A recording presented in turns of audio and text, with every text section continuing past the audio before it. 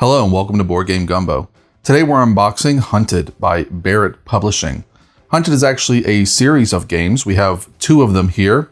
We have Mining Colony 415 and Kobayashi Tower. There is a third one called Woad Ridge, and each of them are inspired by very popular movies or TV series that you can probably figure out on your own once we start looking at them. This is the all-in pledge, which is available from Barrett Publishing's website, and we'll actually put a link to that website in the video description. If you like what you see, you can go there and get everything you see here. Aside from what you see in front of you right here, we have a few additional promo cards that come with this set, and an extra set of dice, which are used in the Kobayashi Tower version of the game. We also have some card sleeves for each of the two games. And then this playing mat. The playing mat itself is very nice, thick, stitched edge neoprene, but it is also double-sided. So you see the side here for Kobayashi Tower, and then the other side is for the Mining Colony version. And it has a spot for all the different things you need. Your hunted row, which is kind of your main row of the game. A location for your location cards, any tokens, discard, and then your inventory. In this version of the game, you have a starting weapon here, the pulse rifle, and you have your health and your time. And if either one of these runs out, you lose the game. You got a nice little reference here in the bottom left.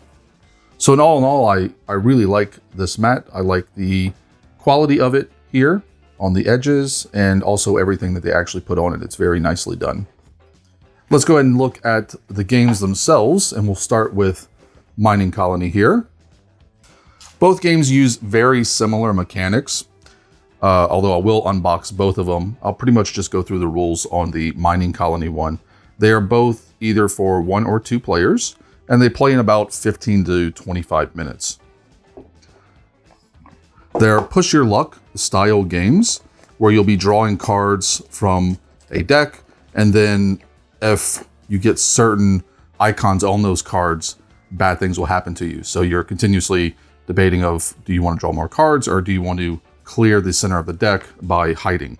So here is our rule book, which is pretty straightforward.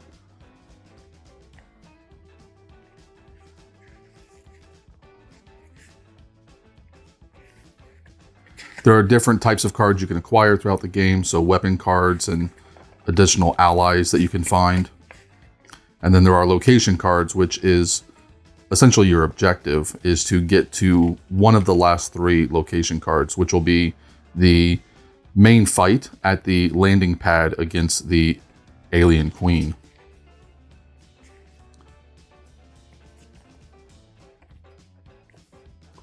Okay, one of the interesting aspects of this version of the game, which is actually not in the other version, is that there is a dexterity element, which is what this board is for.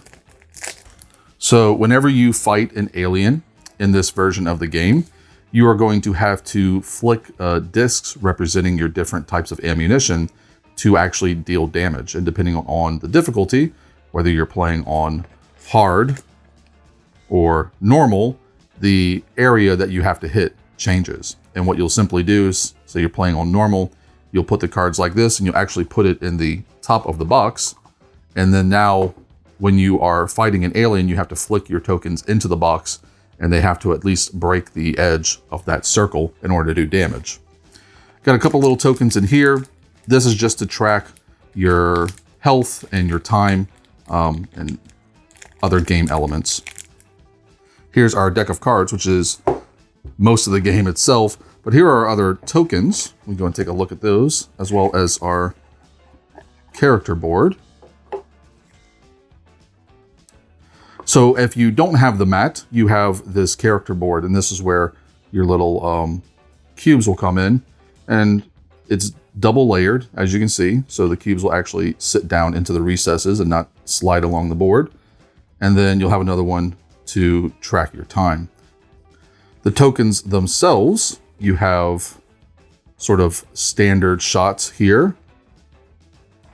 These represent your different ammo clips. So weapons come with a certain number of clips to begin with, and you can reload during the course of the game, but that also costs you time. You've got some tokens for if you acquire a flamethrower, another one for explosions, and obviously you can see that they're slightly larger to make it easier to hit the aliens. You have these very long and interesting looking ones for your, I believe it's a laser rifle that you can acquire. And then we have some key icon tokens. These you can gain during the course of the game, and you'll see when we get to the cards, they're basically a resource that you can spend.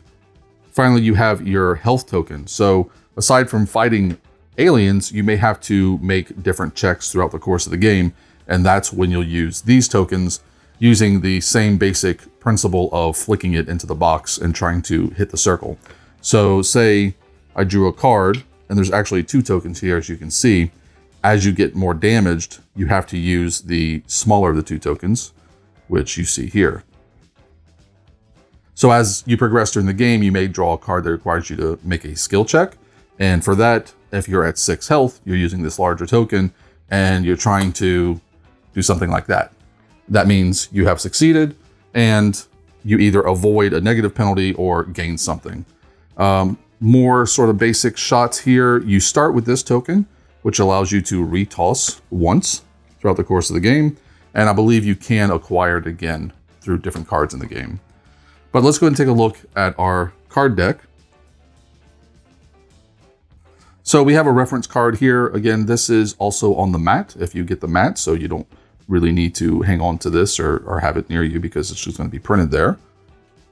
But obviously helpful to have to see all the iconography.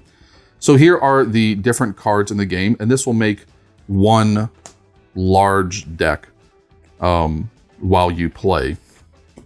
So we have location cards here, so like the armory and the med bay, and these will be shuffled up randomly. And then in the bottom 3 will be the landing pad, the final location. And essentially what you're trying to do throughout the course of the game is get through these locations and get to the landing pad before you run out of either health or time. The rest of the deck is going to be comprised of either locations like doors and corridors. You also have weapons like grenades, flamethrowers.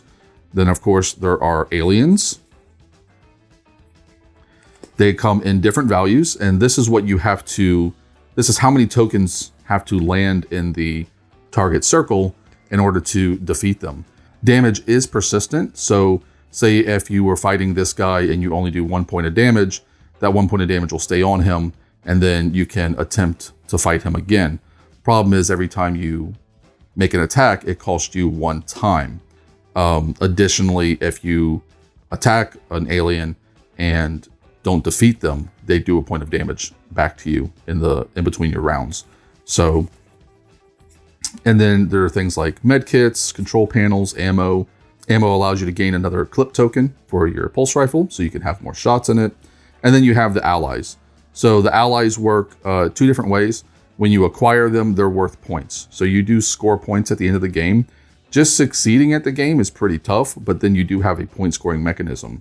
If a ally is undamaged or unused, then they're worth a certain amount of points. If you use them for their ability, they're worth fewer points. But you can see Hobbs here, his ability is to throw 3 tokens. So those are 3 tokens that you don't have to use out of one of your weapons. So they are very useful, but again, worth more points if you don't use them. Myra lets you throw the explosive token. Terrence gives you a key. And Sprinkles gives you back your reroll or retoss token. More things you can gain, like the auto gun. And then at the back here, we have the tests that have the exclamation point on them. Whenever you draw a test, you're going to resolve it immediately. The explosion, for instance, if you fail, you take 2 damage. Some of them have good effects. They're about 50-50 between good effects and bad effects. So the way the game essentially works is it's a push your luck mechanism. You're going to be shuffling this deck and drawing one card at a time, putting it in front of you into your active row, essentially. What you're trying to do is multiple things. You may want to acquire additional weapons or allies, but you also want to find locations. The top right of a card is what you gain by acquiring that card. So if you were to acquire, or I guess you could say complete this door, you would get to draw 2 locations from the location deck and resolve one of them. And that's good because not only are you getting through 2 locations, you also get to choose the better of them because some locations have bad effects. To gain a door, you need what's at the bottom right of the card, which is a key. And any symbols on the left are what that card gives you. So you're essentially buying cards with other cards. So for instance, if you draw a card and it's a door, you could then draw another door, draw a corridor. This corridor requires a single foot to acquire and gives you 1 location from the deck. Whereas this door requires a key that we don't have, but gives us both a magnifying glass and a foot. So we want to use this foot to acquire this corridor, which removes both of these cards from our active board and gives us that location. You want to remove cards from your board because of these noise symbols. Some cards have noise symbols, some do not. The ones that do not are obviously the good, but when you have multiple noises on the board, 2 or more, anytime you draw an alien, you have to encounter it immediately. Not only do you have to encounter it and fight it, but it also wipes any cards that were in your active row, and now you just have that 1 card to encounter. Aliens themselves don't activate without those noise icons unless you draw a second alien. So if I'm playing and I have this alien on the board, but I'm trying to get through the deck more quickly because I'm running out of time, I may continue to draw cards, and now I have 2 aliens on the board. It doesn't matter how much noise is there, I have to fight an alien. Not only do I have to fight one, but I have to fight the stronger of the 2. So I have to fight this number 2 alien. And that's essentially all the rules you need to know to play this version of Hunted. Again, you're going to go through this deck, and through that deck, try to get through all of these locations until you get to the landing pad before you finally have to fight the alien queen, which of course still requires you to do 3 damage, so hopefully you have some ammo left at that point. And you're trying to do all of this before you either run out of health or run out of time. Now, the other version that we have here is the Kobayashi Tower. And in many ways, this game is very similar to the mining colony version. There are slight differences. There isn't a dexterity element to this game. So instead of flicking your tokens into the lid, you're going to be rolling different value dice to hit enemies. Also in the mining colony version, if you ever run out of ammo on all your weapons, you immediately lose because going hand to hand against aliens is not a particularly good idea. Whereas in Kobayashi Tower, you can continue to fight even if you don't have ammo left. But again, most of the rules are exactly the same. You're going to be drawing cards from the deck and trying to acquire those cards to go through locations until you get to the final location where you'll be fighting the boss, and doing all of this without running out of health or time. So again, a reference card. These are the cards you actually start with. So you start with chocolates and your handgun. And then here are our location cards for this version of the game, culminating in our final boss fight, which is on the roof. So instead of flicking pieces like this, like in the mining colony game, you'll be rolling dice and trying to either meet or exceed these values. And that's how you do damage to enemies in this version of the game. And then again, very similar to the last game, your location cards, your door, your corridors or hallways in this one all work the same way. You still have your noise icons. This is still what this location gives you, and this is what it takes to gain that location. Grenades now give you an 8-sided die instead of a larger token piece. Here are your bad guys. They still require a certain number of hits. And this is also the value that you have to either meet or exceed to hit them.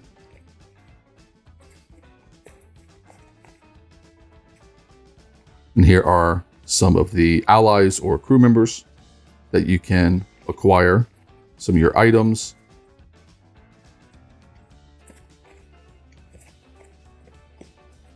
And then finally, your events. All that's left in this box are some clip tokens, just to remind you how many clips you have left in your gun. More key tokens, and then these can be added to dice rolls to increase the number to make it more likely you hit. And again, if you don't have the mat, you have a double layer board for your health and your time. And that's it. That's everything that we have for Hunted.